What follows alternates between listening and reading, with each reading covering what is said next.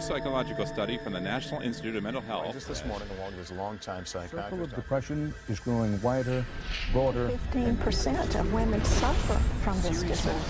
Affecting over 20 million Americans. Changes that have occurred in the brain. Abnormalities in the neurotransmitters. Is that a chemical imbalance? You've got a problem. They've got a drug. 6 million American kids take prescribed medication. Need psychiatric care. But what if the criminal is mentally ill? The punishment, a form of aversion therapy. Chatting and cures on the show, but I want to... Seasonal affective disorders. Oppositional defiant disorder. Schools criticized for over-prescription. Она повсюду, куда ни глянь. Вы думаете, что психиатрия не имеет к вам никакого отношения? Подумайте еще раз. Психиатрия проникла в каждый аспект вашей жизни.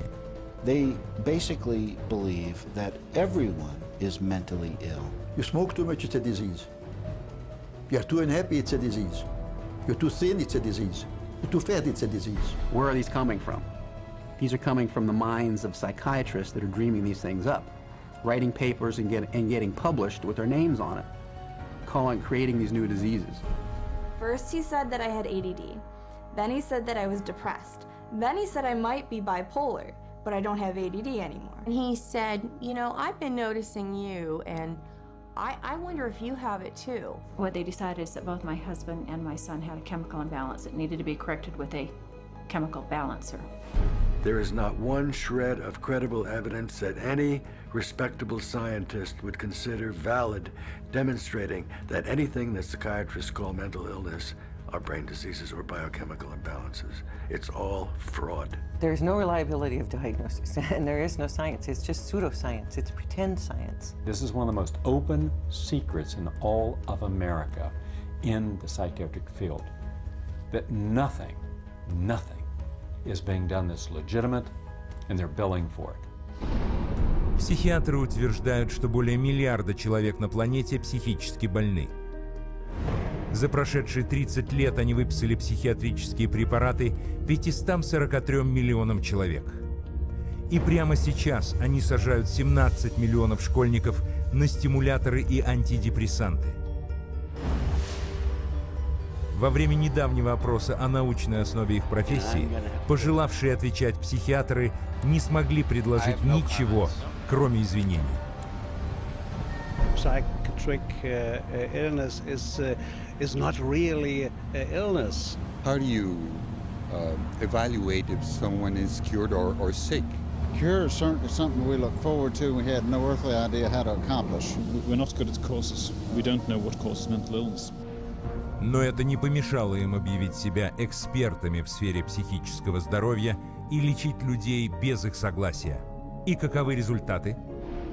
This psychiatrist, man who's supposed to work to heal people, has done nothing but destroy this man's life, and in destroying his life, destroying the lives of all of his loved ones. Excuse me. They've damaged and ruined my son, and they've trapped him in a system. The way that they treated him and made him feel like he was worthless. Bryant was being kept dumb and high on Ritalin so that they could make $2,500 per month. He gave me Valium, and I got addicted to it. It wiped out my life. My life has been ruined. My joy has been stolen. She was laying there. She took two gasps of air and died right there in front of me. It is really tragic. It's awful. And it's being done for money. That's why it's being done. Oh, it's got to be in the billions. I don't know the exact number, but it's got to be in the billions. It's just unbelievable. This is so big that it boggles the mind. Возьмите трагедию людей, которую вы только что видели, и умножьте это на миллионы. За прошедшие 40 лет в правительственных психиатрических больницах умерло почти вдвое больше американцев, чем во всех американских войнах с 1776 года. Ежегодно за услуги психиатрии страховые компании выплачивают 69 миллиардов долларов, удваивая размер медицинских страховых сумм. И загребая более чем 2 триллиона долларов ежегодно, психиатры не могут продемонстрировать ни одного случая выздоровления. Трудно поверить, на это они и рассчитывают. И мы покажем вам с самого начала, как им удавалось избегать неприятностей.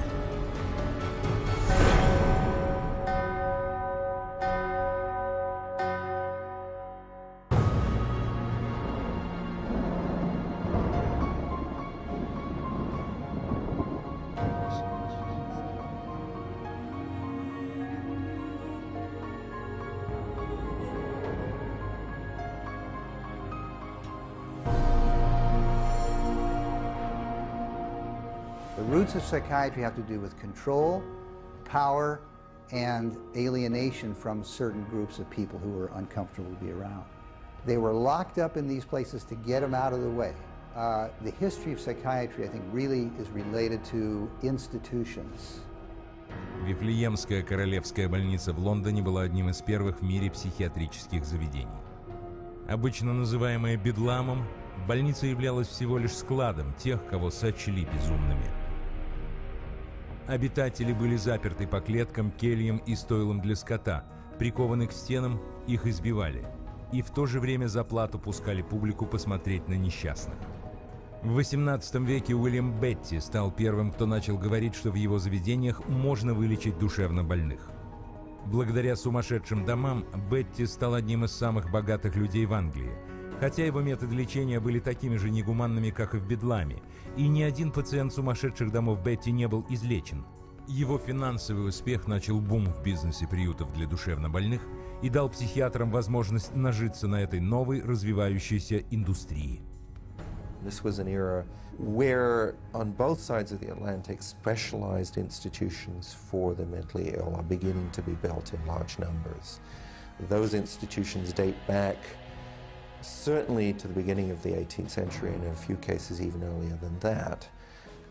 But the explosive growth of an asylum sector, of asylumdom, as some historians have called it, is very much a 19th century phenomenon.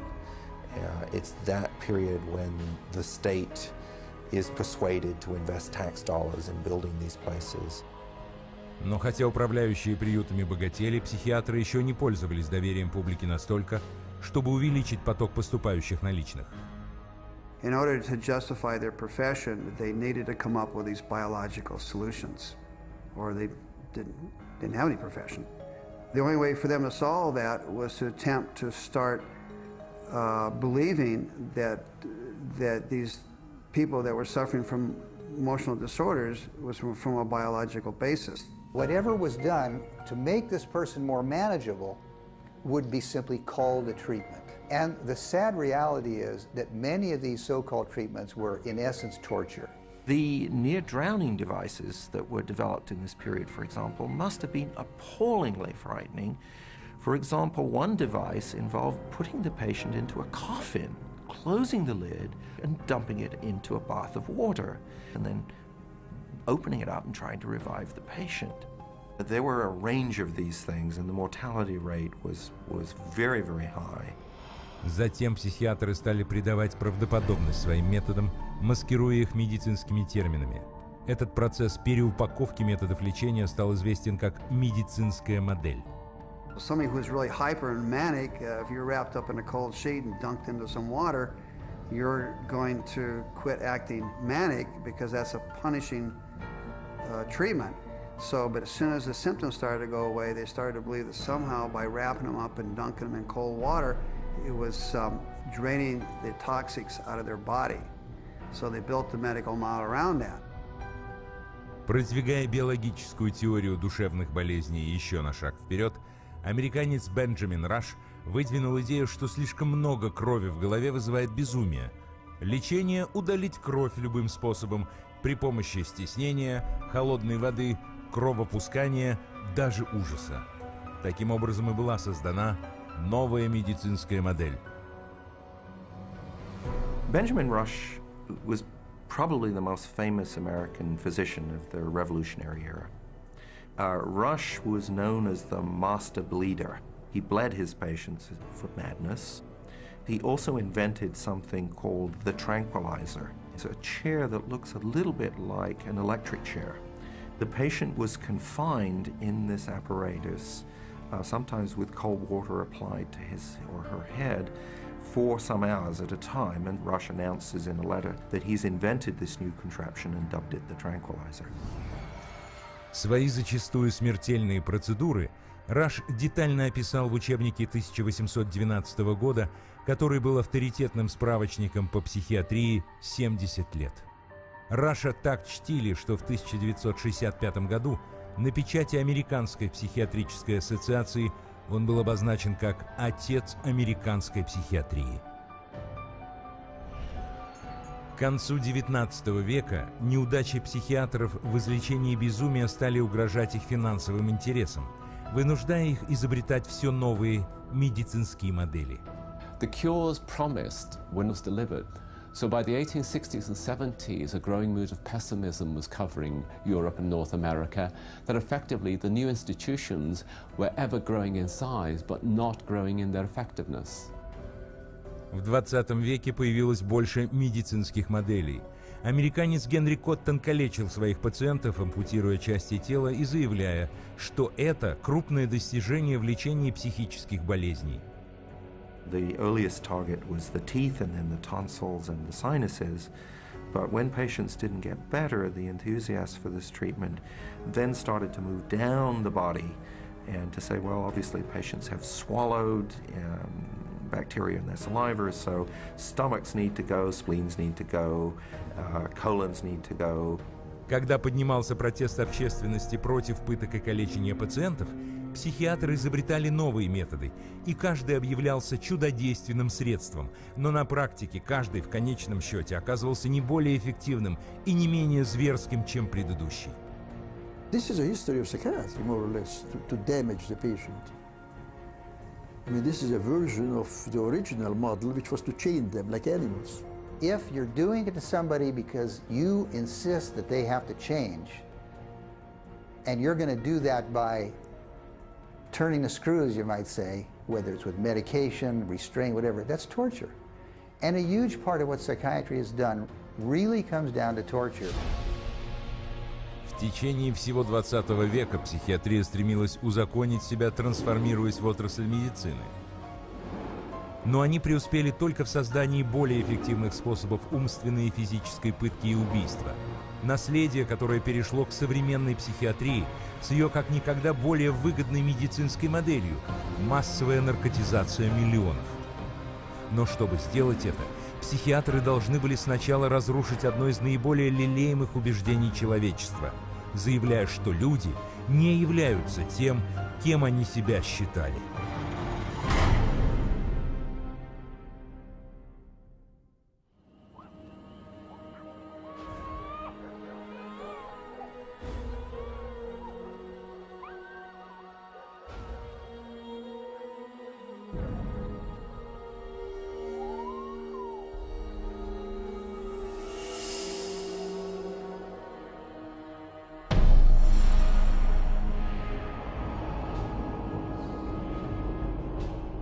Лейпцигский университет, Германия, 1879 год.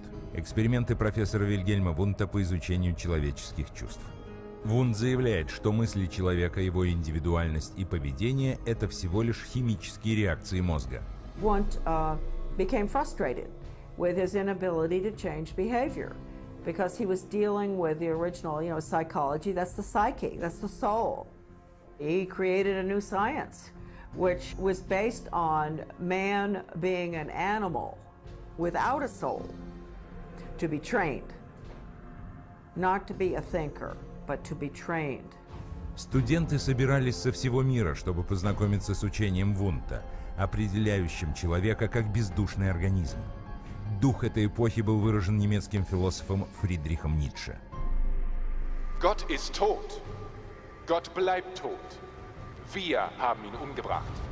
Следуя теории Вундта, русский ученый Иван Павлов проводил эксперименты над животными, чтобы найти методы изменения поведения.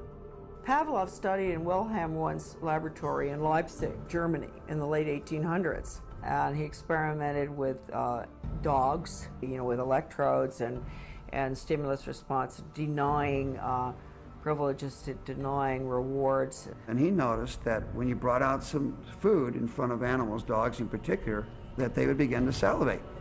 So he'd ring the bell at the same time that he brought the food out, and then eventually, instead of bringing the food out, he just rang the bell, and of course the dogs got all excited. He called that a conditioned reflex. Затем объектом его исследований стали дети. Он проделывал им отверстия в щеке, собирал и исследовал их слюну. Pavlovian conditioning became one of the major foundations of a lot of behavioral science research in the 20th century. Идея о том, что поведение можно контролировать, повторяя раздражитель, стала известна под названием бихевиоризм. The behaviorists believed that all children are animals and can be trained as animals. This was the view of behaviorists. As a matter of fact, John Watson, the most famous of the behaviorists, says that you have to treat human beings or look at human beings the way you would look at the ox you slaughter. See, the behavior is not interested in what's up in your head or your soul, because they don't believe there is a soul. Психолог из Гарварда Скиннер, преемник Уотсона, верил, что можно манипулировать любым поведением, в угоду тому, чего хотели достичь психологи-бихевиористы. Skinner developed what's called operant conditioning, where he was able to demonstrate you can change animal behavior by certain schedules of reinforcement, by giving them rewards at certain times, and then you can teach pigeons to play ping pong, for example, and you can teach rats to run mazes, and you can teach human beings to seek certain economic or societal rewards. Skinner could actually shape new behavior patterns, and this actually was the sort of thing he quite soon became very famous for. Возможно, самым известным его экспериментом был скиннеровский ящик. He was designing a Skinner box, which is something like a big playpen, but everything in it's controlled. The temperature's controlled, the light's controlled, and so on. And the idea is that you present children with certain stimuli that you want them to learn to react to. На протяжении почти целого года Скиннер держал в коробке, подобной той, что он создал для крыс, свою дочь. The child was stimulated and had to respond in a certain way, like a chicken or a rat in a cage, because they firmly believe that children are animals. If you believe, though, that a child is a human being, you can't train him like a rat.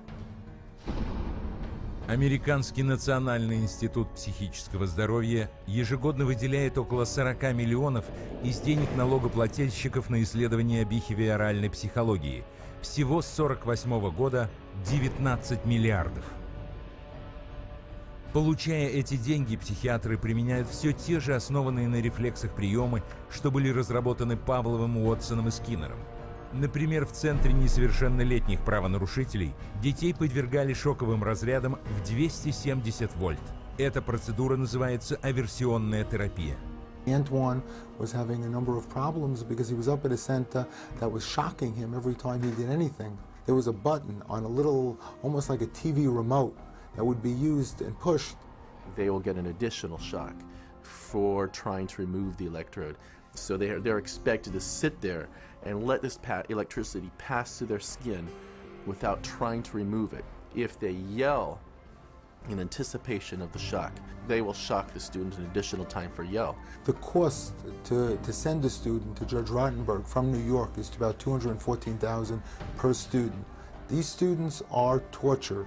They're given this electric shock therapy for no other reason but to inflict pain. Среди других методов применение электрошока для лечения сексуальных расстройств. Подача мощных магнитных импульсов в череп, чтобы подавить активность мозга и высокого напряжения через имплантированные электроды, только для того, чтобы справиться с проблемным поведением. Пациенту это обходится примерно в $100 000. А пока эти бездушные науки придумывают методы изменения поведения, чтобы продолжались миллиардные отчисления на исследования и лечение, они в то же время закладывают основу для другого движения в психиатрии, ведущего к гибели миллионов людей.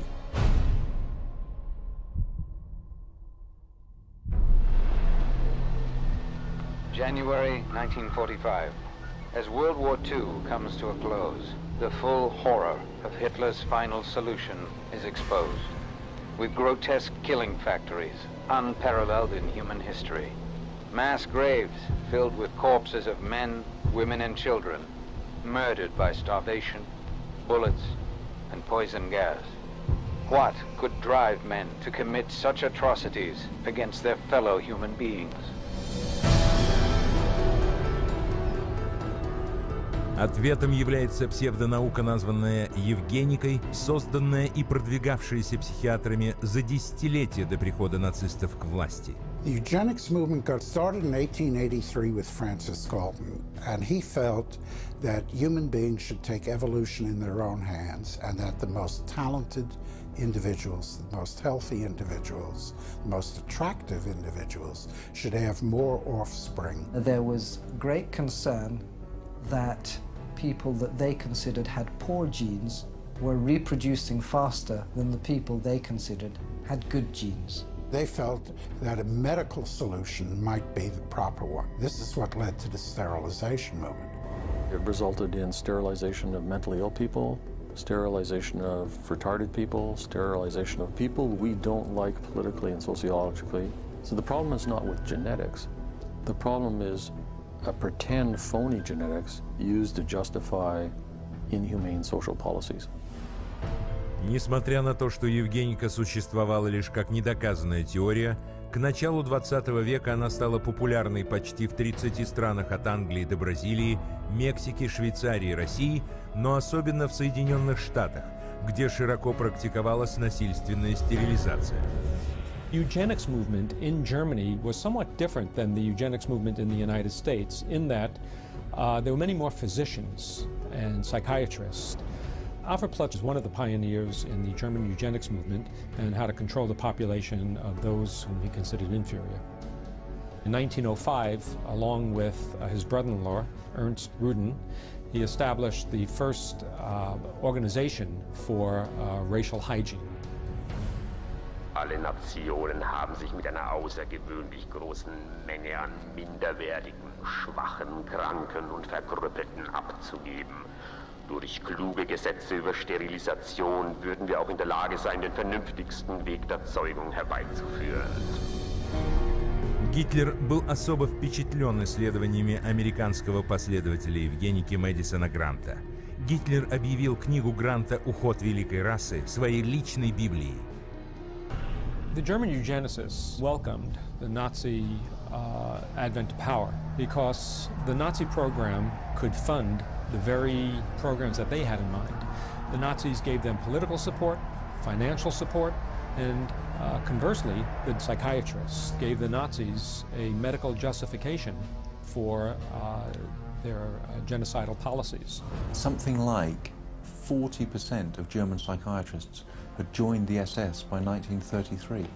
They weren't forced into the SS, they just joined it naturally, because the beliefs were very, very similar.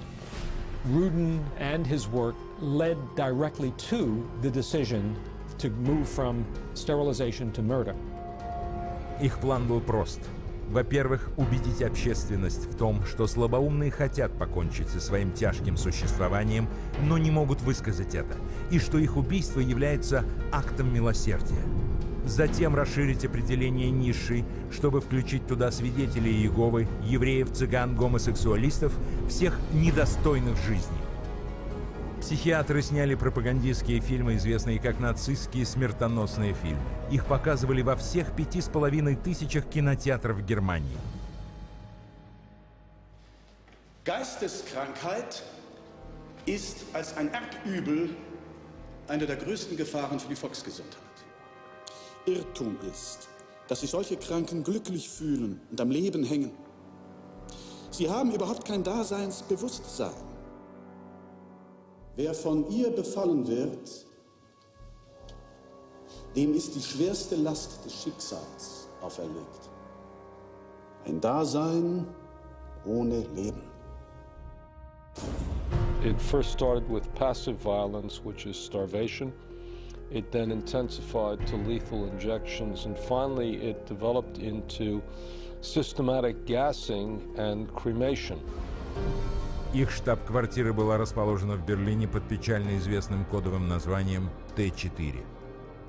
T4 program was named after Tiergarten 4, which essentially resulted over a period of time in the murder of about 70,000 people who were deemed mentally retarded, emotionally distraught, or physically handicapped by the Germans. They were called life unworthy of living.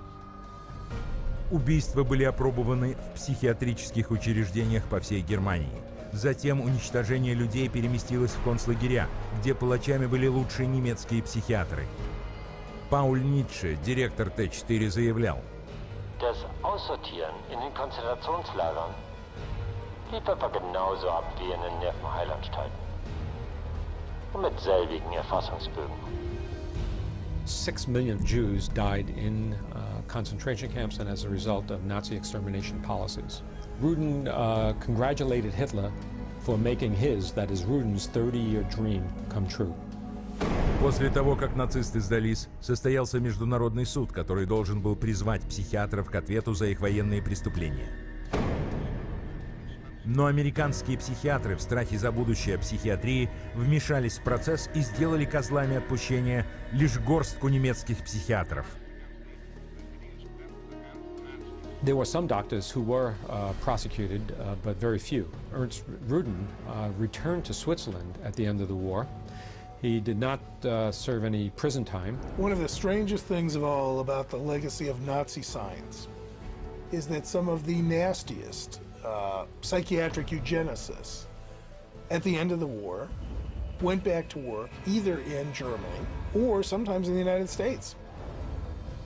То, что началось с плана психиатров по устранению нежелательных людей, теперь распространилось по всему цивилизованному миру и привело к убийству 11 миллионов. Никто никогда не призвал психиатров к ответу. И, как вы увидите, они продолжили распространение евгеники по всему миру. И сегодня мы видим результаты: расизм, человеческие страдания и бесконечные социальные конфликты.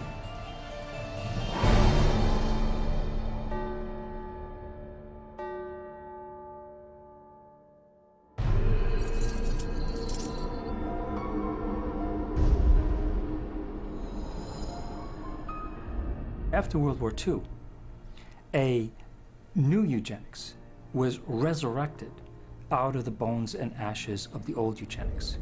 The eugenics movement has been at the forefront to establish a new scientific racism that justifies oppression and exploitation and racism. Да, расизм неотделим от корней психиатрии. The entire history of psychiatry, beginning with scientific conclusions that were made in the 1830s, was an effort to prove the intellectual inferiority of African Americans. Benjamin Rush is the father of modern psychiatry, and he is the one that gave us the term nigritude. He said that all blacks have inherited this disease, and this particular disease, it caused them to be inferior. In addition to that, it was the reason why it was very important that blacks remain segregated and separate from whites so that whites did not inherit this disease. Утверждая, что негритянство – это форма проказы, Раш оправдывал сегрегацию как медицинскую необходимость. И это стало аргументом в пользу продолжения рабства. The fact that you have brutalized a whole group of people had nothing to do with that. It had everything to do with some genetic link, and that basically you were just a diseased person. So when a slave master wanted to get rid of a recalcitrant slave, they could just say, oh, well, they're suffering from this disease. Drapetomania, that is the name of the mental disorder that was contrived by Samuel Cartwright, who said that blacks have a mental disorder if they had a desire to run away from slavery. Running away became such a common problem that psychiatrists attempted to give that a disease. He says, but that's a cure for that. And the question was, well, what's the cure for that? Frequent whippings, frequent whippings. You'd be surprised how that disease clears up when the lash is put in place of their excuses. После отмены рабства психиатрический расизм не только сохранился, но и усилился. Американский психиатрический журнал официально объявил, что негры, как потомки дикарей и каннибалов, были плохо подготовлены к жизни в развитой цивилизации. Тем временем приверженцы евгеники усилили свою псевдонаучную расистскую деятельность. There is a clear and long and intimate connection between the eugenics movement and the Ku Klux Klan. Harry Laughlin, who was the Carnegie Institution's director of the Eugenics Record Office, had a close relationship to the Ku Klux Klan through the publication of a book called White America, which was written by a major Klan leader. So Laughlin wrote a glowing review of the book in the Eugenics News. And at the same time, you have the Ku Klux Klan using eugenics to justify their racist goals. Но психиатрический расизм не был исключительно американским. Некоторые из ужасающих злоупотреблений XX века произошли в Южной Африке, где правительство использовало те же расистские теории и методы, что и Гитлер. Это не было совпадением, поскольку в 20-х годах премьер-министр Южной Африки, будучи студентом-психологом, изучал евгенику в Германии, уже подверженной влиянию нацизма. Dr. Henrik Verwoerd is regarded as the architect of apartheid. He saw South Africa as a divided state with whites, blacks and brown people living in totally separate areas, with black people having no rights whatsoever. С приходом апартеида психиатры построили в стране сеть психбольниц, которые фактически были просто лагерями рабского труда.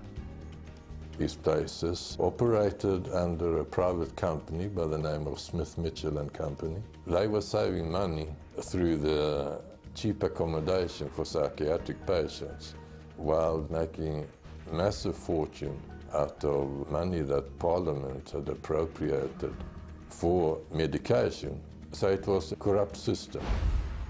Когда эту махинацию наконец раскрыли, было обнаружено, что 67 тысяч заключенных погибли, а психиатры получили $117 миллионов из кармана южноафриканского правительства. Всемирная организация здравоохранения информировала общественность о том, что психиатрия культивирует расизм и что апартеид заинтересован в наличии рабов и торговле ими. В 1971 в США психиатр Льюис Джолли Уэст продолжил дело психиатрического расизма, проводя секретный эксперимент по аверсионной терапии под названием «Центр насилия». Вот его план. Вживить электроды в мозг мужчин-афроамериканцев и латиноамериканцев, чтобы давать им шок, если они проявят агрессию. И если это не сработает, то химически их кастрировать, применив особые препараты. Когда в ответ на российское предложение Уэста поднялось общественное негодование, затею поспешно похоронили. Хотя безжалостным российским теориям психиатров был дан отпор, это их не остановило. В 1994-м психолог Ричард Хернстейнс, автор книги «Кривая колокола», пытался доказать, что чернокожие генетически неполноценны и поэтому являются низшими по отношению к белым. The bell curve really argues a very old eugenics idea. It argues that people are born with different kinds of intellectual abilities, that these are inborn pretty much at birth. It goes back to the notion that somehow black people are genetically and biologically inferior to white people as a way to justify what was really its programs of social racism and social sexism. And you see that kind of thinking going on in public school testing and IQ testing and educational testing and tracking. And this new tool fit into that old mold. It was a new tool that could prove the intellectual inferiority of African Americans. Psychiatric profession has done great damage, certainly in the past, and far too many in the present, too, to subvert democracy and perpetuate racial stereotypes, even more, deep racism in society. We have to battle against this continual misinformation, disinformation, pseudoscience. It can be repackaged in whatever form or format it is. But if it is based solely upon the color of one's skin and then is the merit of that human being, I just reject it. И сегодня пламя ненависти продолжает гореть, раздуваемое псевдонаучной ложью. Это наследие психиатрии как оправдание расизма и как предлог для политических репрессий.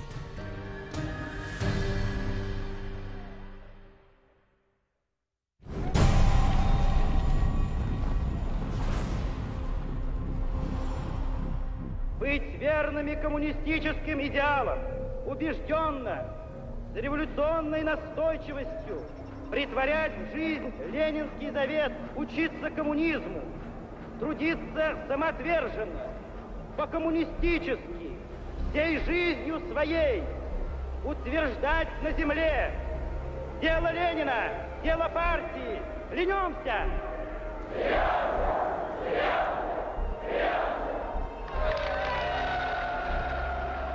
Советский режим требовал абсолютного повиновения. Тех, кто не следовал линии партии, считали диссидентами и объявляли врагами государства. Только намек в органы безопасности, и они могли исчезнуть без следа в одной из специализированных психиатрических больниц.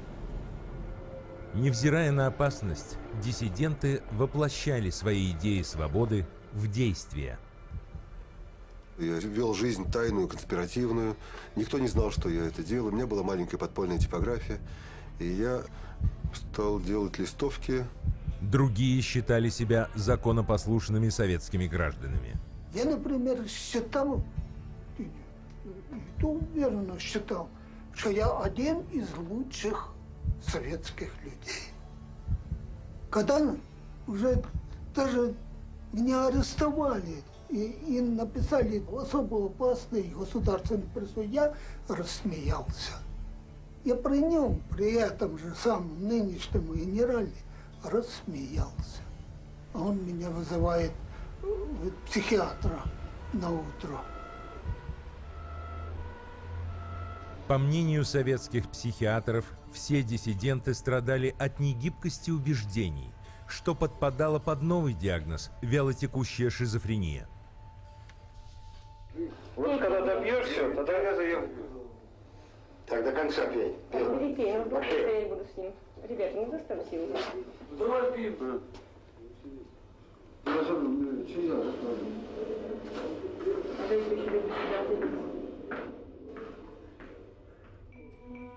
Подобно своим коллегам в других странах, советские психиатры назначали мощные препараты для излечения пациентов. Но они никогда их с удовольствием не принимали. И находят пути их не принимать. Мы обязаны просмотреть прием лекарственных препаратов, чтобы больные лекарства дошли до больного. Вот они где-то уже, как говорится, в горле проглатывают, все, ротовая полость чистая. И потом вот такие делают какие-то движения, отрыгивают. Врач на обходе говорит: как себя чувствуете, Петр Петрович? Я говорю: послушайте, вот, там, когда 5 кубиков галоперидола, туда, например, слюна до полу, там перекошенность вся, значит, одни мышцы растягиваются, другие сокращаются, совершенно ужасные позы, лицо все ужасное, на душе страшно просто. Я человека, вот самое главное, описать это состояние невозможно. Санитары совершенно безнаказанно могли избивать. По любому поводу. Или вообще без повода. Вот, например, санитар открывает дверь, и вдруг, если тут ты оказался, например, в проеме двери. И вот этого достаточно было, чтобы, скажем, получить удар. Если больной, скажем, оказывал сопротивление при избиении, то его могли привязать, и привязывали, и уже избивали, и продолжали избивать уже привязанного. Проходит, допустим, год-два, там выписывают убийц, выписывают насильников. Михаил, ты бы лучше убил бы кого-нибудь, мне бы легче было тебя отсюда вытолкнуть. Это было, вот, растало такое чувство безысходности. С 1967 по 1987 годы советское правительство арестовало свыше 2 миллионов человек, которых по политическим причинам признали душевно больными и заставили пройти психиатрическое лечение. Психиатрия и сегодня остается инструментом принуждения практически всех государств в мире. What we've learned is that in Gitmo or Guantanamo Bay, that we had teams of healthcare professionals called the biscuit teams, behavioral scientists, psychologists, working with the military to advise them on how far you could push a prisoner. There are abuses that have been documented around the world. We have healthcare professionals who have committed potentially acts of treason within their medical ethics. And there's nobody supervising that. There's nobody making them stand accountable to their medical ethics. Но психиатры никогда не применяли физические и психические истязания только к политзаключенным. Они постоянно видоизменяли их и подавали публике как терапию.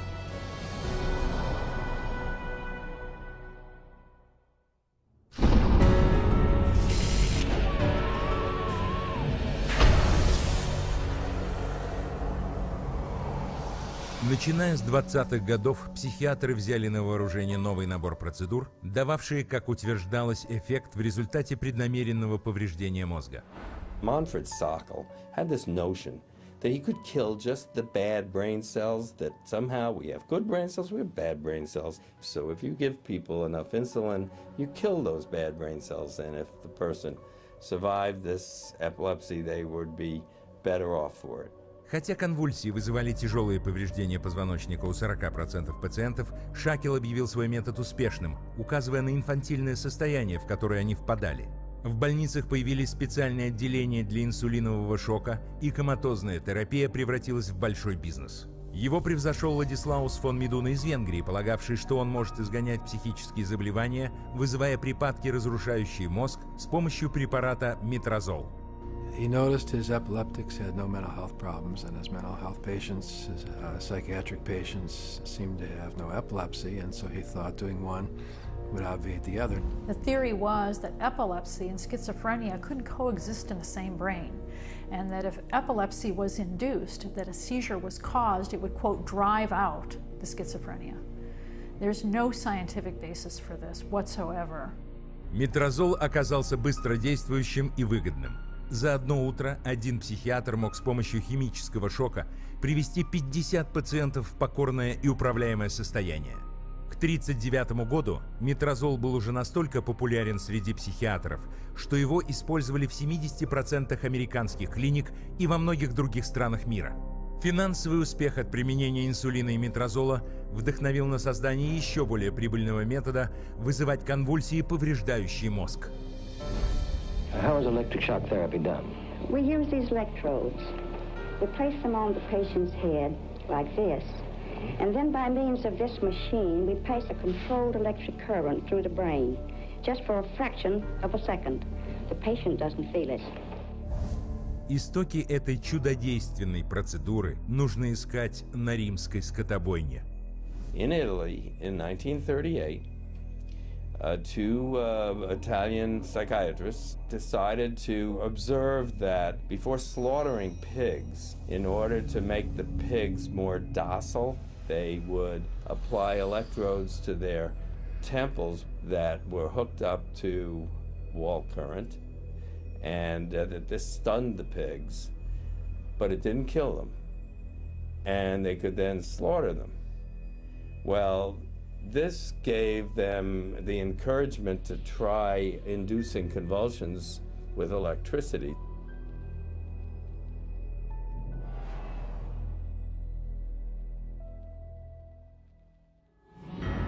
We would see teeth falling out, broken spines, bones knocked out of joint, broken bones, and people even getting internal organ damage from being restrained while they were having these uncontrolled writhing seizures, convulsions.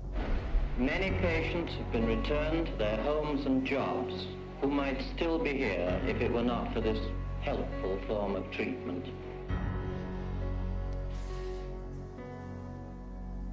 Успешно продав обществу идею повреждения мозга под видом целительной процедуры, психиатры продолжили поиски более эффективных методов атаки на мозг. Толчком послужил инцидент в 1848 году, когда в результате взрыва стальной стержень пробил голову Финиаса Гейджа, рабочего из Вермонта. Гейдж выжил, но его характер сильно изменился. Спустя 70 лет португальский невролог Эго Шманиш пытается получить подобный результат, просверлив череп пациента и впрыснув чистый спирт прямо в мозг, чтобы убить ткани лобных долей. Он назвал эту новую процедуру лоботомией. Доктор Уолтер Фриман снискал дурную славу как основной специалист по лоботомии. Он придумал, как проводить ее быстрее и без сверления черепа. There was no anesthesia. and he would just lift up the eye and stick nothing more than an ice pick right into the brain, right under the orbital bone, and then just rake the thing back and forth until he was satisfied that he had caused enough disruption of brain tissue, and then pull it out.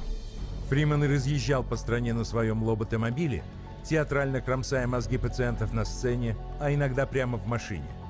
And he would pull up and offer lobotomies to people, get referrals from the local doctors, or sometimes people didn't even go through doctors. They'd go right to the lobotomobile, and he would just do the brain-damaging procedure right there. К тому времени, когда Фримана после смерти его последнего пациента на операционном столе лишили лицензии хирурга, им было проведено свыше 3500 операций, более четверти которых, по его признанию, привели пациентов в растительное состояние.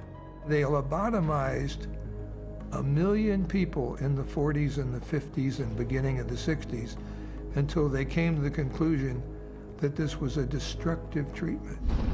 Хотя истории о чудесных исцелениях на поверку оказывались разрушающим мозг обманом, психиатры все время были на шаг впереди, изобретая новые формы психохирургии под видом медицинских достижений. I completely shuddered from head to toe. And that's what I heard in my head when he drilled something in my brain. Northwest, actually, of the centre hole. So I had to do that. Yeah, why did you have to do that? I went, oh, funny, and all. Did My you? head all shook inside. Oh dear. Oh, my head shook inside. Yes, all right. Everything shook, the eyes, everything, the teeth. Oh, that's well, well. That was grievous bodily harm done to my brain. And nobody has the right anyway to play God with somebody's brain. The whole operation took about 8.5 hours. And they kept me awake for every second of it. And I remember every second of it.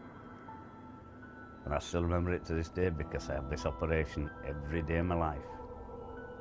Whether I like it or not, I have it. Психиатры все еще рекламируют лоботомию как эффективный метод, приносящий им ежегодно $31 миллион. Но когда репутация лоботомии оказалась подмоченной, психиатры поспешно сместили акцент опять на использование электрошока. Переименовав его в электросудорожную терапию, они теперь дают пациентам анестетики, чтобы заглушить их крики, и парализующие вещества, чтобы не видеть, как они корчатся. The main misconception that people have about ECT is that it's new and improved. The new and improved refers strictly to these cosmetic improvements because, in fact, they make it easier on the witnesses. The person isn't shaking all over the table. They're paralyzed now. It isn't new, it isn't improved, it is worse. Every 10 years or so, there tends to be, first of all, a denial that it causes any harm. Secondly, an acknowledgement that it might have caused harm, but here's a whole new approach, and now this one is blameless, without any research to back it up. The ECT machine can produce anywhere from 50 to 400 volts. It's the kind of energy that we use for industrial machinery that might be in a steel mill or a printing press, some large piece of machinery. It's an extraordinary amount of energy, and it causes a great deal of damage. В то время как история заключенных, которых незаконно обрабатывали при помощи электрошока, получили широкую огласку, психиатры пропускают через своих пациентов в 33 раза более мощный разряд. Жертвами обычно становятся самые уязвимые люди. 2/3 пациентов, подвергаемых электрошоку, это женщины с такими диагнозами, как предменструальный синдром, нарушение менопаузы или послеродовая депрессия. Половина получающих электрошок – пожилые люди. В возрасте, когда американцы получают право на правительственные субсидии в 65 лет, этот вид терапии проходит в 3,5 раза больше американцев, чем в 64 года. Каковы же результаты всего этого? 40 тысяч убитых и огромное множество людей без надежды на возврат к нормальной жизни. Расходуя электричество всего на $12, только в Соединенных Штатах психиатры загребают 5 миллиардов. Но следующее чудодейственное средство, пополнившее их арсенал, принесло им гораздо больше денег. поскольку оно действовало быстрее, было дешевле и могло на всю жизнь превратить любого мужчину, женщину или ребенка в их пациента.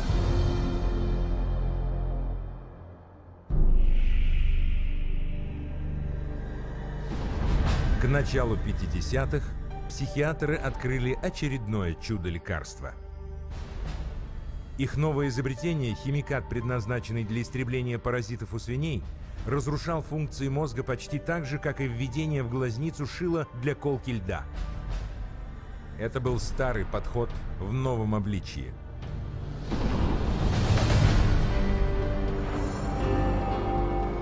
With the advent of these new tranquilizing drugs, it seems not too much to say that we're on the verge of an entirely new era in the treatment of mental illness. Называвший это химической лоботомией канадский психиатр Гейнс Лемон описывал таразин как легкий для приема препарат, вызывающий тот же эффект, что и психохирургия, при этом ничего не пачкая. Thorazine provided psychiatry with the entry into mainstream medicine. It had its magic bullet. If I'm a psychiatrist and I have to spend an hour talking to someone in psychotherapy, there's only so much I can charge for that hour. But if I can come in, give you a pill, and send you back out in 15 minutes or 10 minutes, that's a much more efficient use of my time monetarily. О чем психиатры умолчали, так это о том, что таразин вызывает калечащее неврологическое состояние, известное как тардив дискинезия.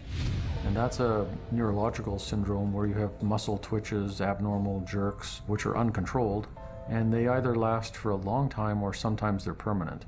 So that's very clear, very well recognized long-term or permanent brain damage from these medications.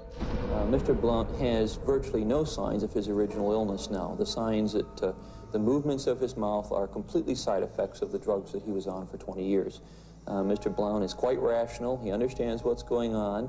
And if you're patient, he can carry on a very rational conversation with you. Even when you remove the drug, it may still remain. It means you have caused a permanent disabling of the brain. In the late 50s, you get the first signs of it, people starting to worry about it.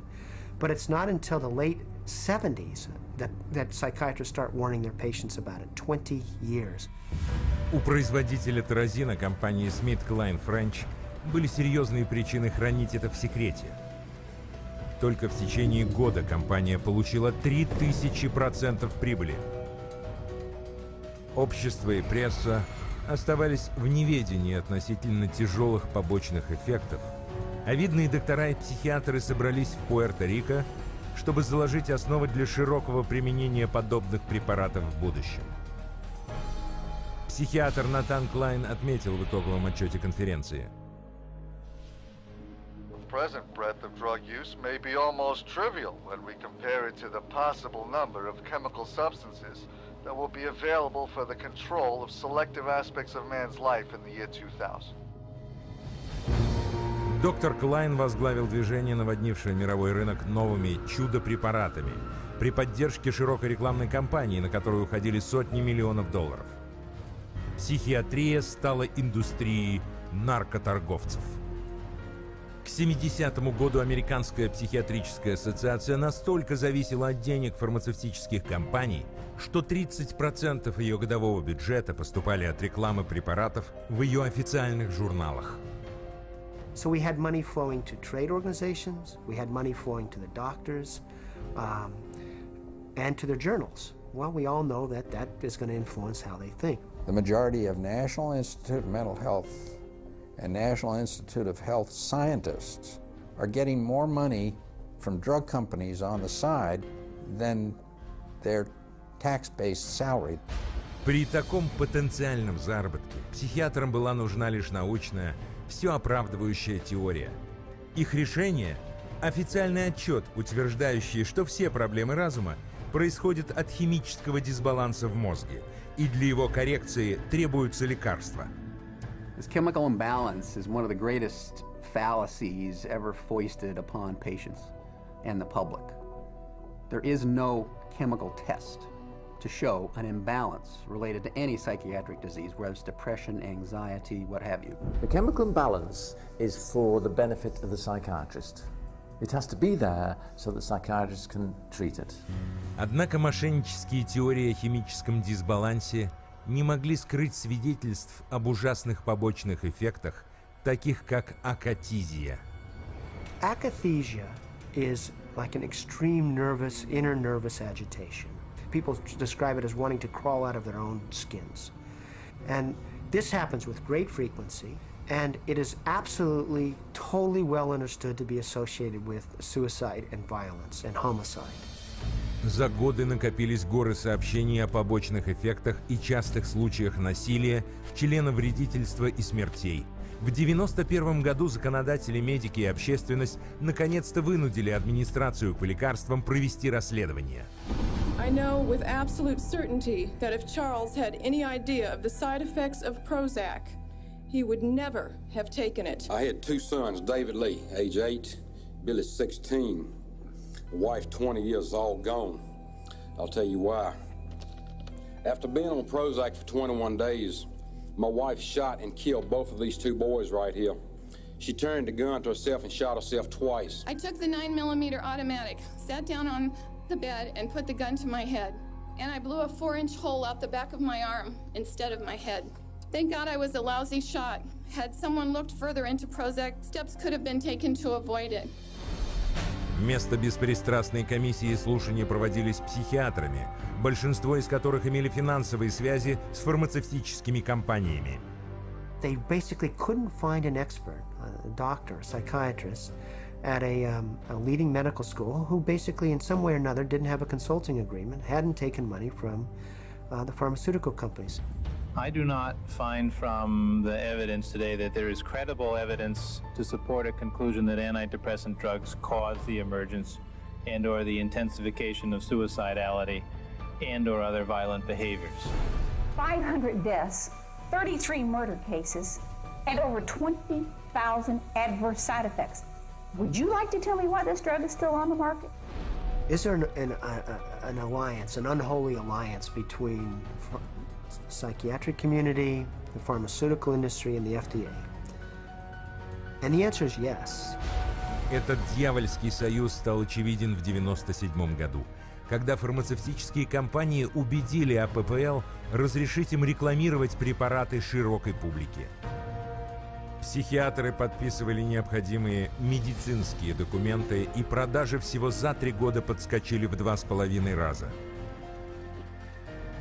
Когда статистика самоубийств и насилия взлетела к небесам, негодование общественности заставило АППЛ поместить предупреждение на этикетке антидепрессантов. Но к тому времени прошло уже 13 лет, были получены миллиардные прибыли, а психиатры рекламировали новые чудо-лекарства. К настоящему времени уже более 8% населения Земли принимали эти препараты.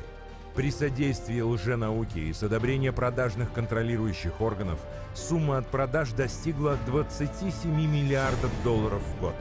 И пока психиатры готовились продиагностировать и посадить на препараты каждого человека на планете, на другом фронте они продолжали наступление на наши самые основные свободы.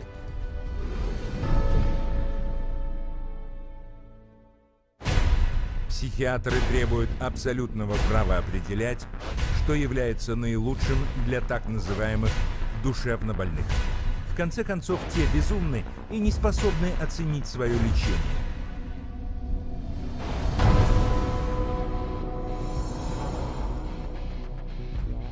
Чтобы укреплять свою власть над другими и поддерживать уровень прибыли, психиатры используют принудительную госпитализацию.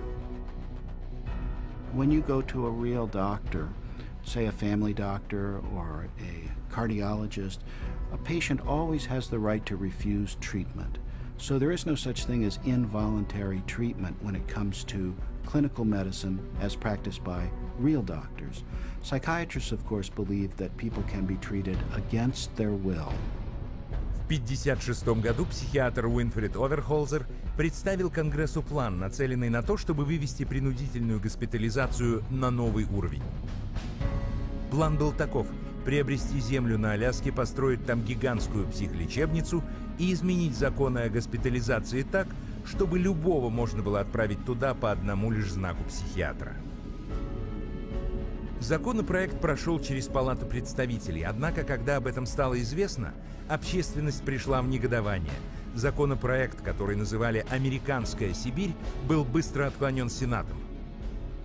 Хотя провал законопроекта «Сибирь» положил конец крупномасштабным планам психиатров, принудительная госпитализация остается самым эффективным и прибыльным способом наполнения психбольниц.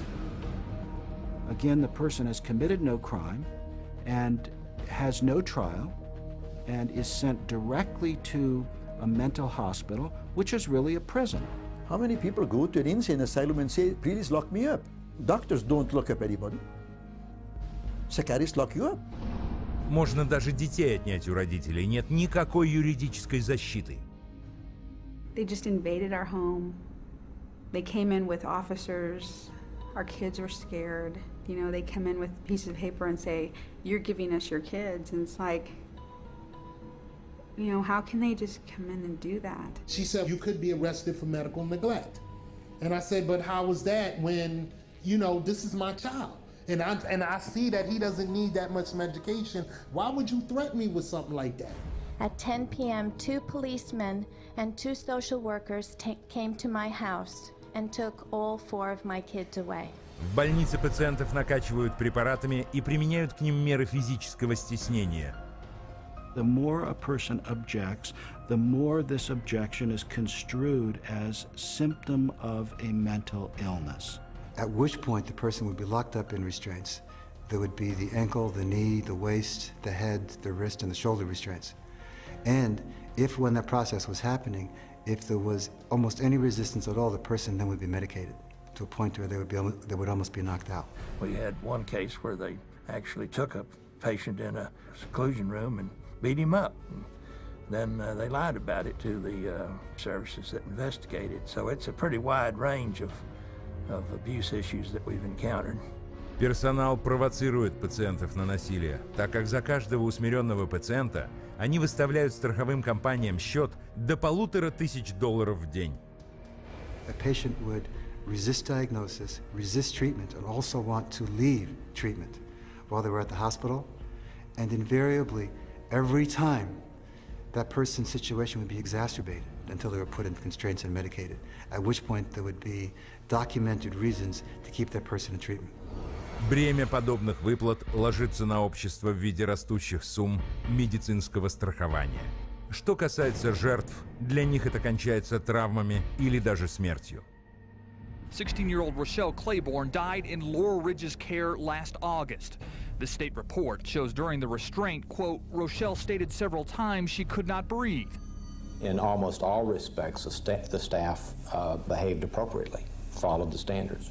Пользуясь слабыми и туманными правилами, регулирующими стеснение, психиатры и их персонал почти никогда не отвечают перед законом за насилие, увечье и убийство. He begged me to take him home, take him out of there, that they were treating him wrongly, and he didn't want to stay there. And I got a call that there had been an accident, that they held him down until he couldn't breathe anymore. I wish I would have listened to him, take him out of there before it had happened. And then I miss him every day. And I wish I could have him back, but I can't. Обвинение в убийстве ребенка до сих пор не предъявлено никому. Престарелые являются основной мишенью злоупотреблений. Лечение пожилых людей в психбольницах обходится страховым компаниям в $29 миллиардов ежегодно. Unwarranted commitment has occurred that wouldn't have occurred if the people hadn't had insurance. The proof of that pudding is generally in how fast they get out once the insurance runs out. Involuntary commitment is a form of psychiatric slavery, where persons are treated as if they're property and they are deprived of liberty, and people are making money in the process. As long as we have involuntary mental hospitalization, psychiatry is a prison work. It's a crime against humanity. It is not medicine. Каждую минуту, каждого дня кого-то принудительно помещают в психбольницу. Если вы полагаете, что этого не может произойти с вами или с вашими знакомыми, подумайте как следует. В Америке каждые 75 секунд кого-нибудь против воли помещают в лечебницу. И более чем $1 триллион, выделенных больницам США с 1965 года говорит о том, что психиатры создали себе прибыльный бизнес, прикрываемый сомнительным толкованием законов. Но слишком часто психиатры совершают преступления, которые невозможно игнорировать.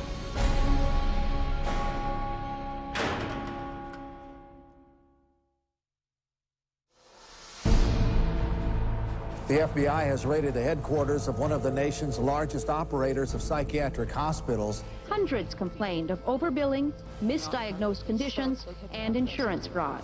Investigators say they found more than 5,000 similar cases in all 50 states. Psychiatrists clearly are getting rich. Psychiatrists traded drugs for sex, filed false insurance claims, and exploited patients sexually. We have uncovered some of the most elaborate, aggressive, creative, deceptive, immoral, and illegal schemes being used to fill empty hospital beds with insured and paying patients.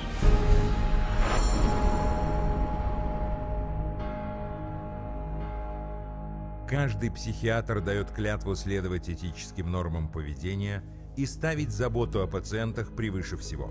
Но из всех отраслей медицины именно психиатрия славится мошенничеством и злоупотреблениями. Psychiatry is almost a license to print money. If a doctor were clever enough, and many of them are, there's no reason that they couldn't make at least $500,000 a year fraudulently and get away with it in psychiatry. I don't purport to have deposed every psychiatrist in Las Vegas. I can tell you for a fact I haven't. Maybe I've deposed half, and by and large, they were a dishonest, deceitful, lying bunch of people. Их преступные методы выставления счетов настолько распространены, что следователи страховых компаний называют их «калифорнийская отмашка» или $100 рукопожатие. $100 handshake is when usually a patient is institutionalized. Psychiatrist, psychologist will visit that person, shake hands with them, say, hello, I'm Dr. So-and-so, I'm taking care of your problem here, and then leaves. They might have 10 or 20 patients there. They bill an hour for each one, and they might be in the hospital for a total of 30 minutes. So 20 patients, 20 hours, and they'd send the bills off to Medicaid. We see that most of the victims of recovered memory therapy were women who had excellent health insurance, whether it was government insurance or private insurance, because many insurance policies wouldn't pay for this kind of long-term nonsense. So those people were targeted because of the nature of the insurance that they had. Ежегодно психиатры США обворовывают правительство и частные страховые компании на $40 миллиардов, всячески обманывая общественность. There were some advertisements, very seductive advertisements for people wanting to lose weight and were having problems losing weight. And they would be given, all expenses paid to go to a particular spa. But when they got to this spa and went in and signed in, it wasn't a spa, it was a psychiatric center. And then they couldn't get out. What instead they received is they received massive doses of mind-altering drugs, and they were kept for a lengthy period of time, and their insurance carrier was billed tremendous amounts of money for something that was unnecessary. Но их ложь выходит за пределы их клиник. Будучи платными свидетелями в судах, они говорят все, что угодно, чтобы получить свои деньги. A psychiatric expert who will have one opinion in one scenario and a completely opposite opinion in another scenario based on which law firm or governmental agency is paying for his time. The psychiatrist, on one hand, will tell the public that suicide can be prevented, but will go into court and tell a jury that suicide cannot be prevented. And then once you show his prior inconsistent statements, you also show that he is paid very well by pharmaceuticals, then the jury says, you know what, we're not so sure about you because you just lied to us. Добавьте к их алчности и нечестности еще и сексуальные преступления. Хотя доля психиатров среди медиков в Америке составляет лишь 6%, они ответственны за треть сексуальных преступлений, совершаемых врачами. It has happened so often that by the mid-80s, the insurance companies who insure physicians across America started writing sexual claims out of the policies altogether. That's how common it was. The system was so broken that more than 25,000 complaints had been registered, but nothing acted upon. When a psychiatrist has a patient, a female patient, and abuses them sexually, there's a very high probability they'll get away with it. I've seen many cases where the mental health professional becomes very disturbed and is using very strange and odd treatments, and that can go on for many years with no one finding out about it because it's not very public. It's quite private. Things happen behind closed doors. Трагедия в том, что их сексуальные преступления часто затрагивают детей. Например, доктор Марк Хэмберри, на первый взгляд всеми уважаемый человек. Но правда всплыла, когда его арестовали по обвинению в растлении малолетних. Из его дома вывезли целый фургон детской порнографии, а последующее расследование подтвердило сексуальную связь с бывшими пациентами, мальчиками от 7 до 17 лет, которых он фотографировал и насиловал. Суд назвал это 50 годами разнузданных, никем не замеченных сексуальных выходок Берри в отношении детей. И это не уникальный случай. Это тщательно замаскированная сущность представителей данной профессии. В любом городе и в любой стране вы найдете психиатров, занимающихся развратом, изнасилованиями, убийствами и мошенничеством. И как вы увидите, весь авторитет психиатрии основан на величайшем обмане.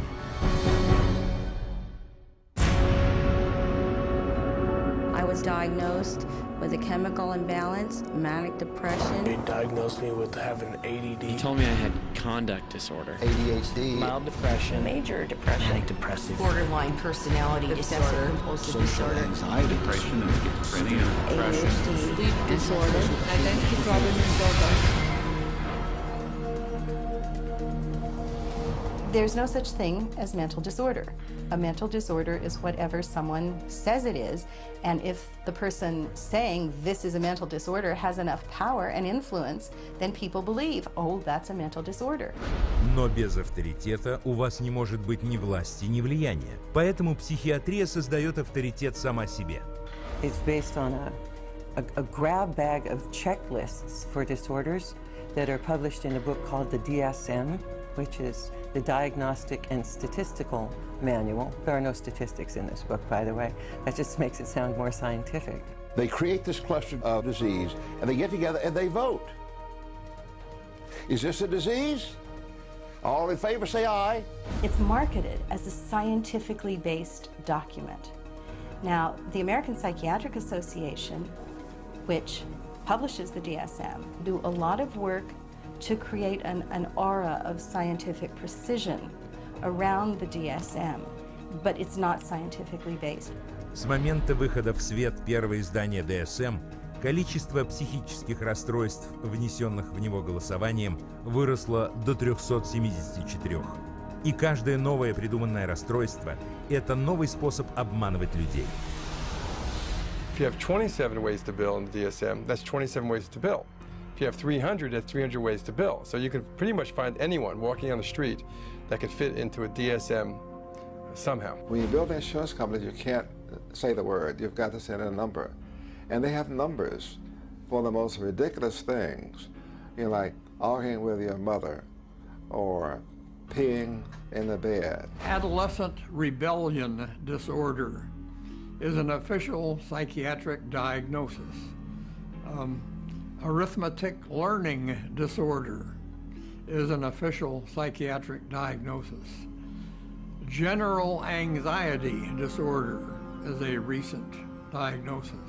For each one, there is a 5-digit code with a decimal point. Now, the implication of that is if I have illness 403.16, that's different in some important and scientifically proven way from someone who has 403.17. And nothing could be further from the truth. Как это ни поразительно, представляя ДСМ как научный факт, психиатры открыто признают его полную научную несостоятельность. We have no diagnostic reliable markers for almost any illness there is in the DSM. What we're testing for in psychiatry, it's hard to say because there's nothing specifically. But as far as a test that's clinically useful, basically we're not there yet. We don't have any laboratory tests that we can use to determine whether somebody does or doesn't have a mental illness. There are no good biological tests for detecting mental illness. There is no test, there's no biopsy you can do. There is no chemical test right now. There are no specific tests to confirm the diagnosis or show the improvement, like any blood tests or any x-rays or anything like that. Oh, in my practice, I don't do any tests. I just speak with people and listen to them, and then I make a decision in what kind of illness. Этих диагнозов так же много, как и психиатров, которые их ставят. В следующем сюжете, снятом скрытой камерой, человек посещает разных психиатров, жалуясь им на одни и те же симптомы. I'm extremely unorganized, and I didn't used to be. It's caused problems in the family. It's caused problems getting, I'm self-employed. So you've got ADD, ADHD, getting depressed, and your depression is bipolar depressed. If you have a brain chemistry disorder, it's probably genetic. You have a lot of the symptoms of depression. So it seems like it is a mixed picture. What that means is like we got some depressive symptoms and some, high symptoms. If you're bipolar, I'll need to give you a mood stabilizer. We don't know. I kind of doubt it. It's considered low-grade bipolar. You are more of the ADD than ADHD. And as far as medications for depression, because I would recommend that you start a medication, which are Prozac, Zoloft, Paxil, Celexa. Usually Propylene XR is pretty good. I'll give you some Lexapro in the morning and some Trazodone at night. Lamictal is a better medication for that. It works on your depression also. But the treatment for any bipolar cycling is the same. Lithium. Gramaron is another one. Trazodone. Segretol. Depakote. Wellbutrin. Lexapro. Lamictal. Equitroid. Depakote. Lithium. Ambien. You may need an antidepressant also with your Lamictal. We don't know if I give you a medication if it is going to work or not. To a certain degree, it's trial and error. You never know if it's the right drug. How many people have I cured? Well, there are no real cures right now in psychiatry. I have cured none of my patients. We're always challenged by our lack of knowledge. In fact, we don't know what the causes of mental illness are. Most mental illnesses, we do not know the cause. Of course, it would be nice to know exact reasons of disorders, but maybe in the future. I'm the Director of Research at the American Psychiatric Association. We don't know the etiology of really any of the mental disorders at the present time.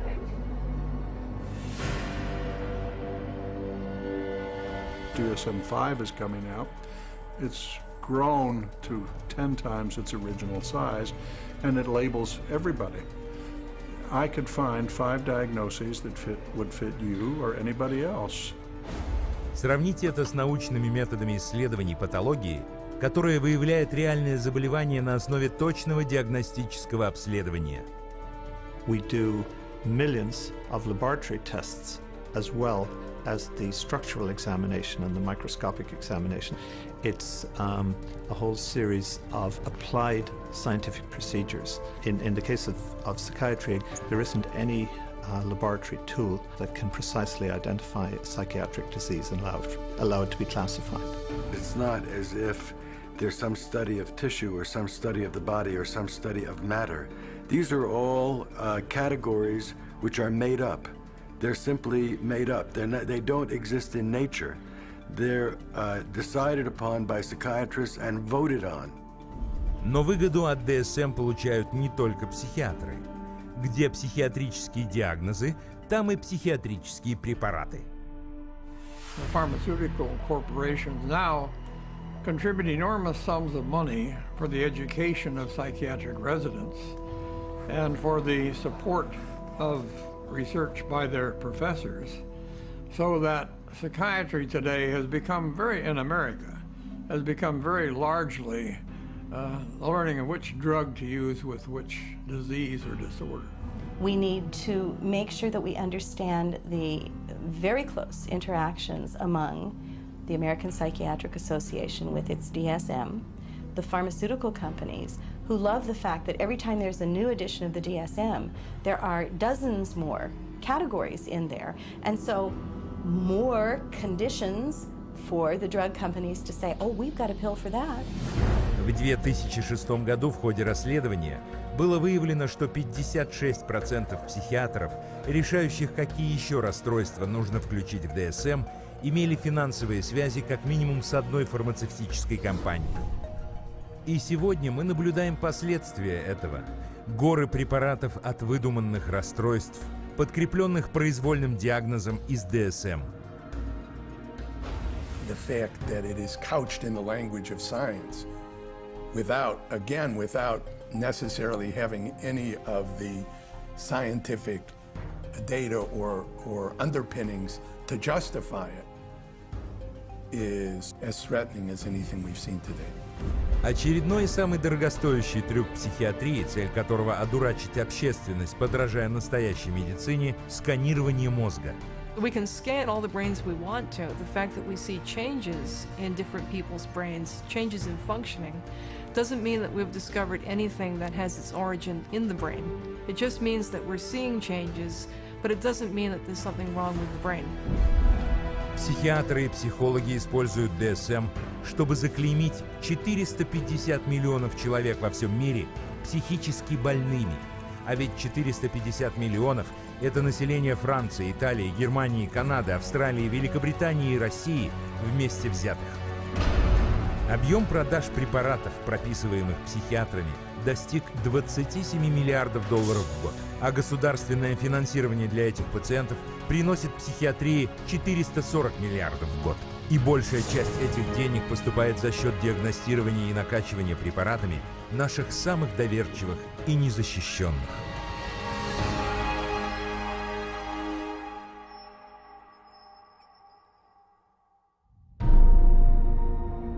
We have swallowed all manner of poisonous certainties fed us by our parents and school teachers.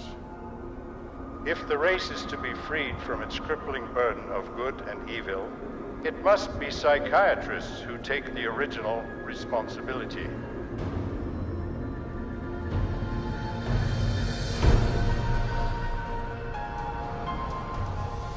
Заявление Брока Чисхолма определило характер атаки психиатров на нашу школьную систему.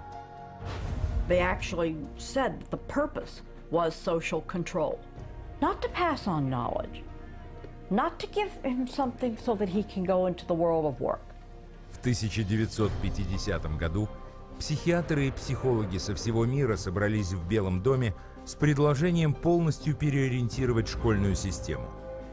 The White House Conference on Mental Health in the 1950s was a landmark that served to bolster the idea that schools would serve their communities better as mental health clinics than they would as institutions of learning.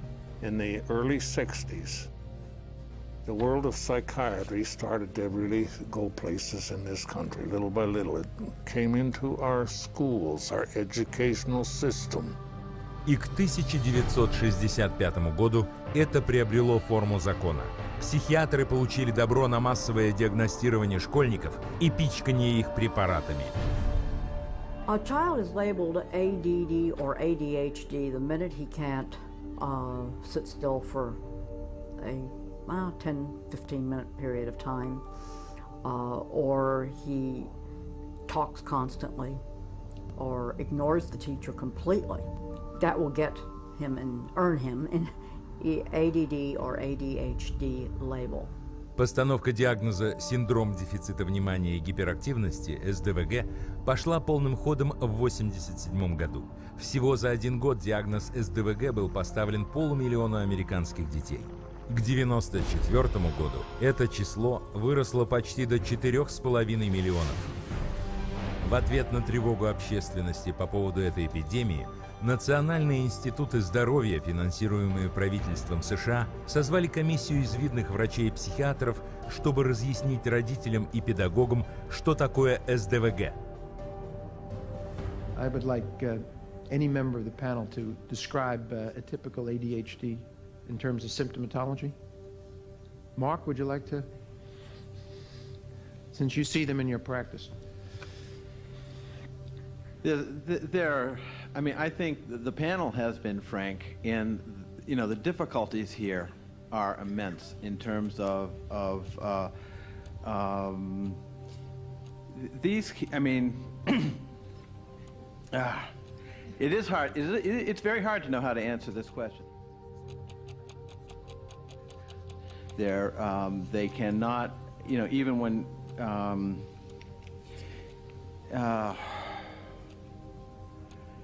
They are as if driven by a motive. There are some good clinical descriptions.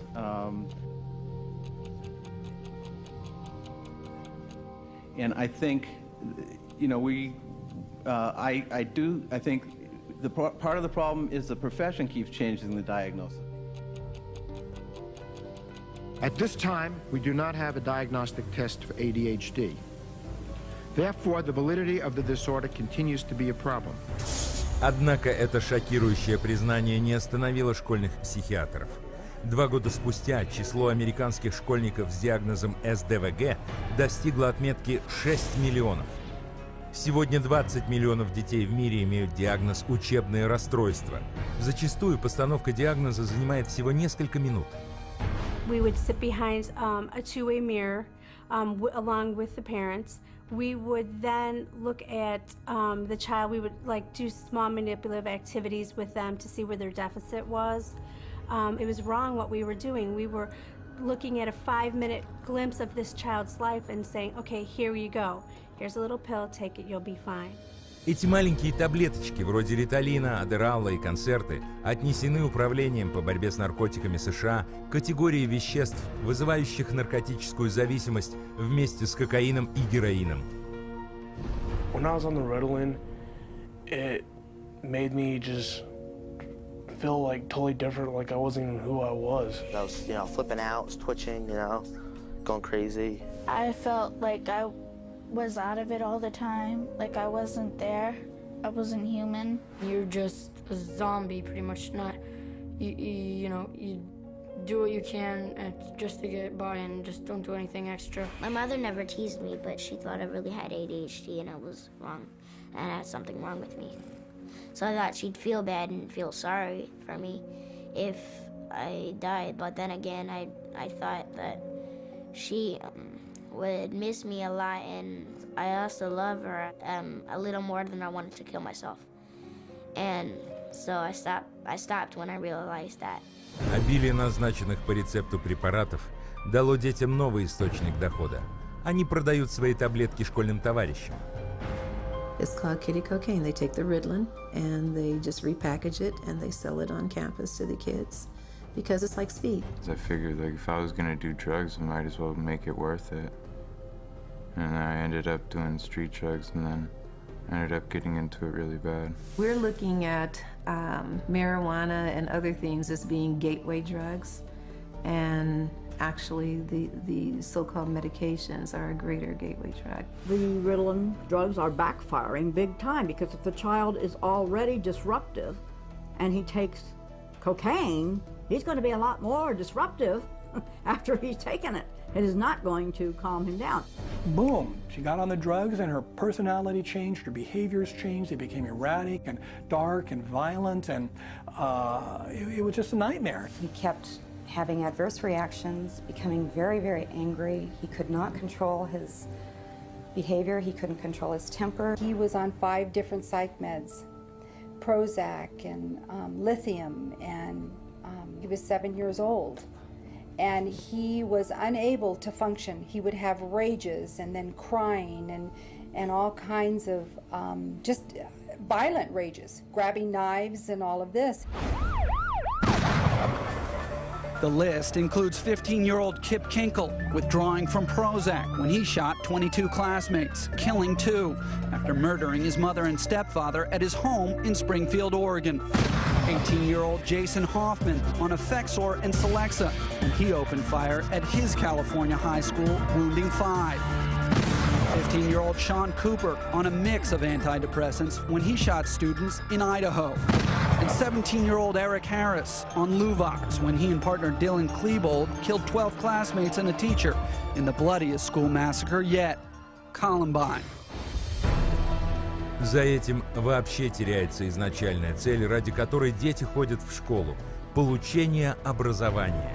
С 70-го года Америка опустилась по академической успеваемости с 9-го места в мире на 28-е. За тот же период стремительно выросло число американских школьников с диагнозом «учебное расстройство», а продажи препаратов от СДВГ увеличились в 32 раза.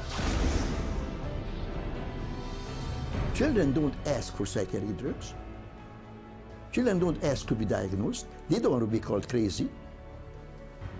So you ask the classic Roman question, legal question, cui bono, who benefits?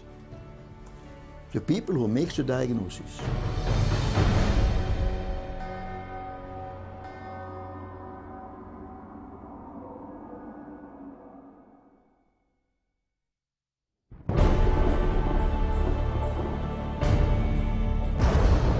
Psychiatry should actually go into government, that politicians should listen to psychiatrists. Psychiatrists should be in every parliament and should direct and monitor political activities.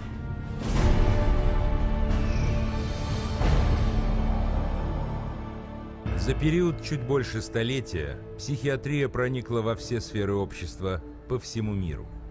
И это не случайно. People aren't aware that in 1940, a prominent British psychiatrist, Colonel J.R. Rees, addressed the National Council on Mental Hygiene and set the agenda for psychiatry for the next 60 years. Since then, psychiatrists have been given authority in nearly every sector of our society, with tragic results. We must aim to make it permeate every educational activity in our national life. Public life, politics, and industry should all of them be within our sphere of influence. We have made a useful attack upon a number of professions. The two easiest of them, naturally, are the teaching profession and the church. The most difficult are law and medicine. Коллега Риза, психиатр Брок Чисхолм, соучредитель Всемирной Федерации психического здоровья, позже объяснил подробнее планы психиатрии. To achieve world government, it is necessary to remove from the minds of men their individualism, loyalty to family traditions, national patriotism, and religious dogmas. Чтобы осуществить свой план, американские психиатры убедили Конгресс США, что умственные расстройства являются национальной угрозой, и что только они при достаточном финансировании могут с ней справиться. Так было положено начало огромным расходам американского правительства на психиатрические исследования. От $1 миллиона в 1946 году затраты поднялись почти до $1,5 миллиарда сегодня, более чем на 139 000%. Так психиатрия распространилась по всей Америке, а затем и по всему миру. В усердной работе психиатров вы обнаружите причины мировых кризисов. Пример: сербский психиатр Йован Рашкович требовал проведения этнической чистки хорватов и мусульман, поскольку он твердо верил в их расовую неполноценность. Результат: в 90-х годах в Боснии коллега Рашковича, психиатр Радован Караджич, и премьер-министр Слободан Милошевич создали на Балканах концлагеря, в которых снова начались массовые пытки, насилие и убийства невиновных. Один военный психиатр объяснил, как это происходило. C'est très difficile tuer millions de personnes. C'est très difficile, techniquement difficile. Les Allemands étaient bons techniciens et ils ne pouvaient pas, ils pouvaient seulement 6 millions de Juifs exterminés.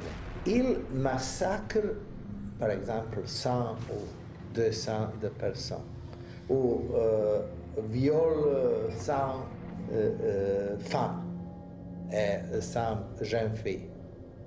Pour que les autres sont effrayés et échappent. Alors vous avez le terrain pur.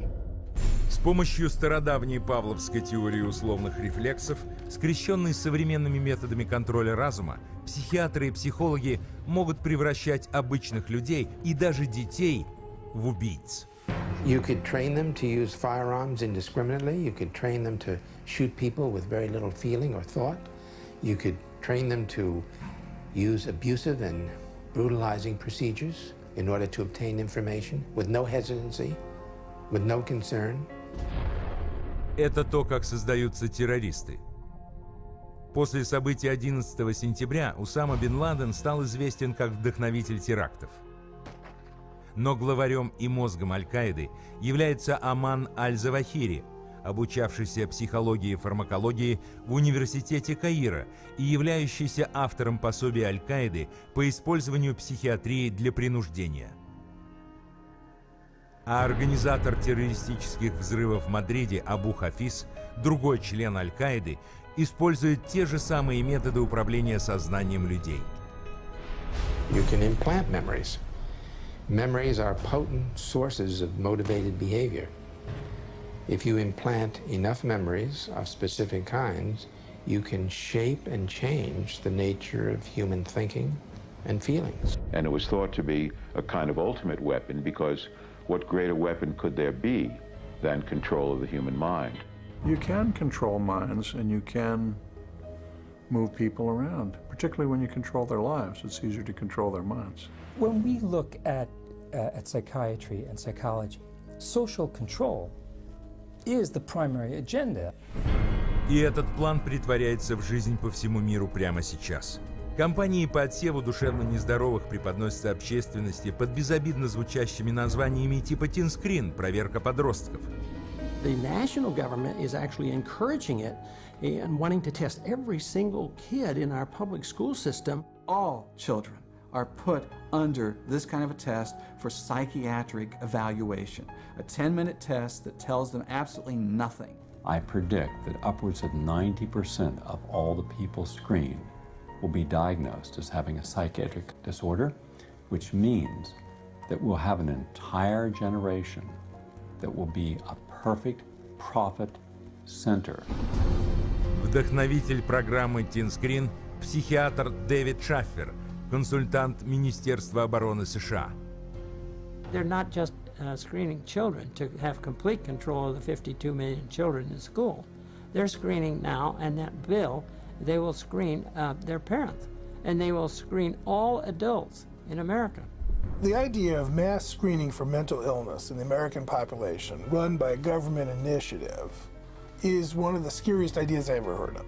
Psychiatry is politics, has always been politics. It is politics pure and simple, because psychiatry was always the application of force against people who don't want to be forced.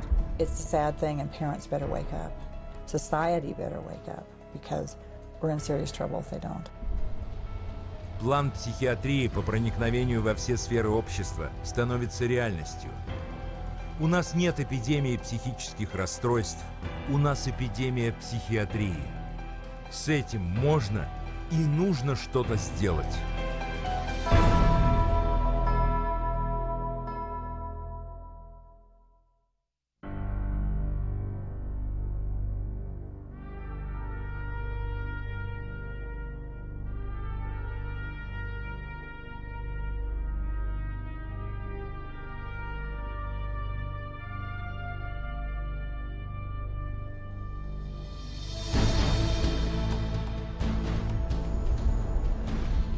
Основанная в 1969 году Церковью саентологии, Гражданская комиссия по правам человека расследует и разоблачает нарушения прав человека психиатрии. В своей международной штаб-квартире в Лос-Анджелесе ГКПЧ документирует разрушительные и агрессивные методы психиатров и публикует результаты расследований на 15 языках. Более 8 миллионов публикаций было распространено среди врачей, правительственных чиновников, педагогов и бизнесменов по всему миру. В штаб-квартире находится также всемирно известная выставка «Психиатрия. Индустрия смерти». Выстроенные вокруг 14 документальных фильмов, оснащенные по последнему слову техники, выставка показывает историю психиатрии, от ее истоков, когда пациентов держали в клетках, до сегодняшней массовой наркотизации общества, как целительство придуманных умственных заболеваний. Передвижные выставки побывали в сотнях городов на 5 континентах, давая сотням тысяч людей возможность открыть для себя мрачную истину о психиатрии. То, что сегодня является всемирным движением за права человека, началось 30 лет назад с борьбы одного человека за свободу – Виктора Дьори, принудительно помещенного в Пенсильванскую психбольницу. He was interviewed by a psychiatrist who said, "I can't understand a word this man is saying. He's incoherent. Obviously a paranoid schizophrenic. Commit him," which they did. Now, he wasn't babbling incoherently, he was speaking Hungarian. We filed a lawsuit against the hospital. In the middle of the case, the doctor, who was the head of the hospital, stands up and he says, "We want nothing more to do with Victor Giori."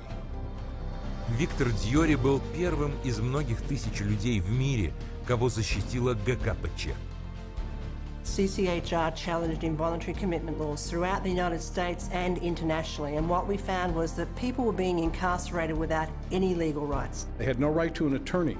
They could be drugged, shocked, lobotomized without their consent. Пример. Австралия. 1977 год. Гражданская комиссия разоблачает психиатрическую практику, так называемую терапию глубокого сна. Patients were being knocked unconscious with a cocktail of barbiturates and other psychiatric drugs, and they were being subjected to electroshock treatment daily, sometimes twice daily, without their knowledge. Deep sleep treatment had led to 48 deaths. Именно ГКПЧ провела расследование и разоблачила терапию глубокого сна и боролась за ее запрещение более 10 лет. Южная Африка. ГКПЧ разоблачила психиатрические лагеря, где с душевно больными жестоко обращались и использовали на тяжелых работах как рабов. Италия. ГКПЧ работала с законодателями и СМИ, проводя рейды психлечебниц, условия в которых были варварскими. И ГКПЧ добилась их закрытия. Япония. ГКПЧ разоблачила финансовые преступления психиатров и больниц, обманывавших правительство и налогоплательщиков. Виновных судили, и больницы были закрыты. США. ГКПЧ раскрыла мошенничество в $1 миллиард в самой большой в стране сети частных клиник психического здоровья. 600 федеральных агентов провели рейды в 20 штатах. За этим последовали десятки предъявленных исков, миллионные штрафы, и вся сеть коррумпированных клиник обанкротилась и была закрыта навсегда. За каждым предупреждением о вреде психиатрических препаратов в средствах массовой информации стоит ГКПЧ. CCHR has documented the side effects of these drugs, has taken evidence to the FDA, has gone to Congress, has obtained congressional hearings. It took 13 years before the FDA finally admitted that those drugs can cause suicide and issued black box warnings. We got 9 state laws passed. Following that, it was the introduction of the Child Medication Safety Act in 2004. Только за последние 3 года международные органы по контролю за лекарствами выпустили более 50 предупреждений об опасности психиатрических препаратов. History has told us every workable method that could be used to help people who are seriously disturbed, who do need some sort of treatment, has been suppressed and smashed by the vested interests of psychiatry and the pharmaceutical industry. The public's largely been getting their information from the industry that benefits on putting them on psychiatric drugs. It's an advertising campaign. It's not science, it's marketing. CCHR is causing things to change by being champions for a growing number of well-intentioned people who are risking their professional careers to speak up against the abuses of psychiatry. Having that support from a group like this has made a tremendous difference in what I feel personally that I've been able to accomplish. So I think of CCHR as fellow soldiers. I'm unaware of any other organization that does the kind of work that CCHR does, particularly on the scope and the level that they do. CCHR has been very effective at moving the ball down the field. one at a time, one state at a time, one legislator at a time. CCHR has had the resources to be able to teach and have legislators become more aware of what the problem with the psychotropic drugs are. CCHR has researched the issue. When you need the facts, you go to CCHR. Сегодня у ГКПЧ более 300 отделений в 34 странах мира. Где бы и когда бы психиатры не нарушали права человека, ГКПЧ придает это гласности. От США до Японии и от Канады до Великобритании видные члены ГКПЧ проводят марши в защиту прав человека и за устранение злоупотреблений психиатрии. It's essential that CCHR does their job and gets the support to do their job, because the extent to which they do, the whole vehicle that's out of control about psychiatry gets to be contained and gets to be eliminated. It scares me to think if this doesn't happen. I've seen up close what it's like, and it scares the daylights out of me. You have 100,000 people electroshocked every year. You have 17 million children worldwide taking mind-altering drugs. You have people being involuntarily committed every 75 seconds, and it's all under the guise of mental health. The only way that you're going to get humane treatment into the mental health system is to take psychiatry and the vested interests out of the picture. And only then will you see people truly obtaining mental health. You have two choices. Either you pretend you knew nothing about it, or you do something about it. With knowledge comes responsibility. That's why we're here. That's why people are joining forces with CCHR. К нам уже присоединились тысячи людей всех вероисповеданий и всех слоев общества. ГКПЧ расследует и разоблачает нарушения психиатрами прав человека и не отступит, пока злоупотребления и принуждения со стороны психиатров не прекратятся и люди не обретут вновь свои права и достоинства. Ваша помощь необходима. Присоединяйтесь к нам в этой борьбе.